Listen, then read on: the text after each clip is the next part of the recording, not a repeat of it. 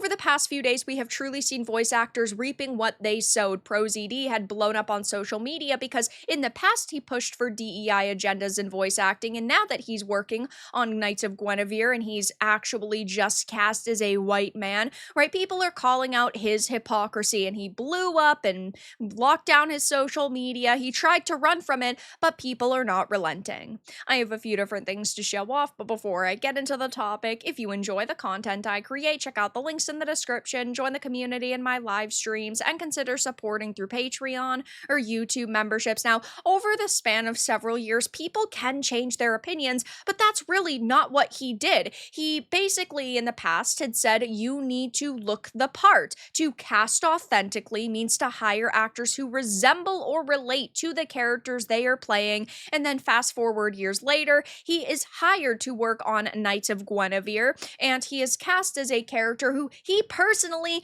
does not resemble. He does not look this part. He doesn't really seem to care, though, that he took a role away from somebody else who would have been more authentically cast. And of course, he faced major backlash for this because his stance in the past was, yeah, you need to look the part. This is an article from 2023 going over his stance, but he said, I got an audition for a prominent cartoon where I was just sent the Asian character. Looking through the rest, I told my agent, hey, I'm happy to read for this, but can I read for some of the others? To which I was told all of those characters are drawn as white, so no. And in my opinion, if it is voice acting we are talking about, the look of the person doesn't matter. If their tone and their cadence and their accent fits the character, that's what matters. Now, I feel very differently when it comes to live action adaptations because you are being seen on screen and you are supposed to be representing the character physically. So yes, you do need to cast more authentically in live action, but for voice acting,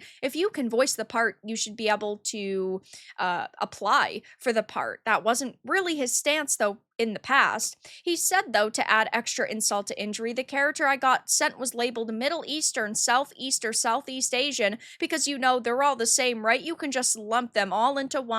My agent told me that this is just how some major studios are doing things now. Naysayers will go, oh, don't you want authentic casting? If your entire main cast is all white and you have one token side character who can apparently just be any type of Asian ever, this is not a level playing field. This is not new. For another show recently with a large cast of characters, I was only sent the audition sides for the character who exclusively speaks Mandarin. I don't speak Mandarin. It's demoralizing, and as much as I love voiceover, the future looks bleaker every day. Well, now, when there's AI to replace whiny bitchy voice actors, I also don't think they're feeling particularly confident in their place. To be clear, this was not my agent's decision. They have sent me plenty of white characters before and have been nothing but supportive. This is what they were told by the people in charge of casting that show. And unfortunately for him, while he may be seeing the very obvious downsides to making every single topic of discussion in life about race, as noted above, he was not an unwilling participant in the industry's adoption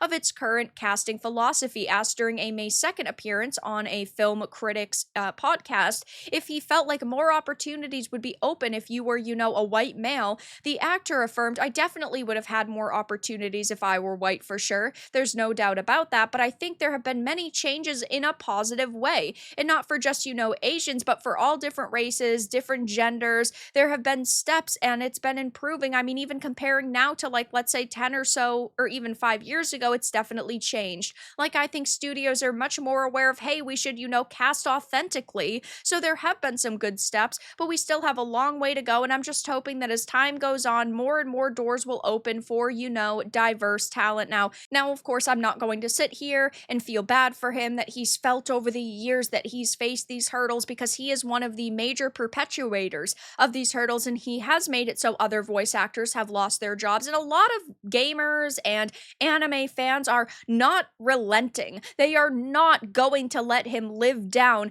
this previous opinion that he held. Of course, he did run scared off of social media. He protected his posts on X. He made a big statement about how unfair it is, right? And how he feels mistreated. And if you look at the replies on his latest announcement tweet, you'll see a lot of comments that are rude. And this has been going on for a few years. And while the normal procedure has been to block and move on, I truly don't think Twitter is worth it anymore. But he ran scared because he was blocking tons of content creators like myself, like Legacy Killa, and also just normal consumers in general, the people he needs to show up to watch his show. And he is not happy with the fact that creators are fighting back, that anime fans are fighting back, and that nobody's just shutting up and consuming product. Legacy Killa said ProZD blocked me when I called out his take, and how now every fucking show is a recasting problematic castings, whether it be Con and King of the Hill or Apu and The Simpsons. Absolutely find it stupid and harmful, this authentic casting BS that was pushed, which I agree. Again, if you can do the job, you deserve a chance at it. I think ProZD is extremely talented. I also don't think he deserves any harassment or threats. I do, however, think criticism is obvious for the damaging push, which I totally agree with. One that has harmed a number of beloved franchises, ending acting careers and taking the focus away from talent in casting. Say what you will, but he hasn't handled this well. Each opportunity to clarify or clear up supposed bad faith interpretation, he really has only given further weight with his position on authentic casting. Yeah, he claims that, oh, nobody's going to listen to me even if I clarify. You could at least try, though. You could at least talk to content creators. You could at least make a clear, cohesive statement with your genuine opinions. And over the years, right, people's opinions can shift and change, and he could have specified that, but he didn't. And instead, he ran for the hills, and this meltdown is blowing up now. That fat ass could do with a little melting. Womp womp. Seems he can't take the heat for proving yet again that much of the Western VA scene is full of hypocritical blowhards that gatekeep what should be super accessible to all. Preach. Didn't follow what he preached, and now he's running from repentance.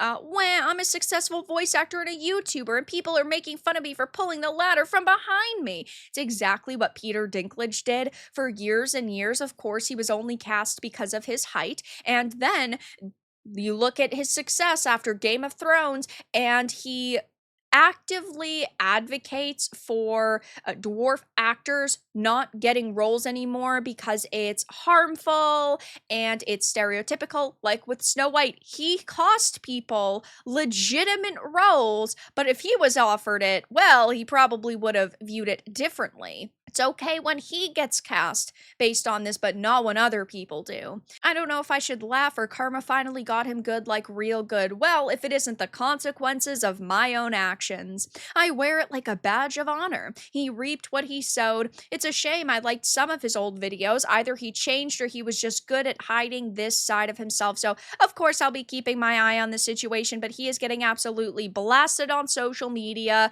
He's ran and he's hiding, and he doesn't want to actually sit down and have a conversation with anyone or acknowledge his change in stance because he just wants to play the victim like so many people in the voice acting community do. They want to play the victim, and of course they don't want to be called out when they are proven to be hypocritical losers. But that's all that I really had to discuss in this video. Let everyone know your thoughts in the comments below. If you found this important and informative, make sure to give it a like, and if you didn't, give it a dislike. I appreciate your support either way, but I'll talk to you all again in the next video really soon.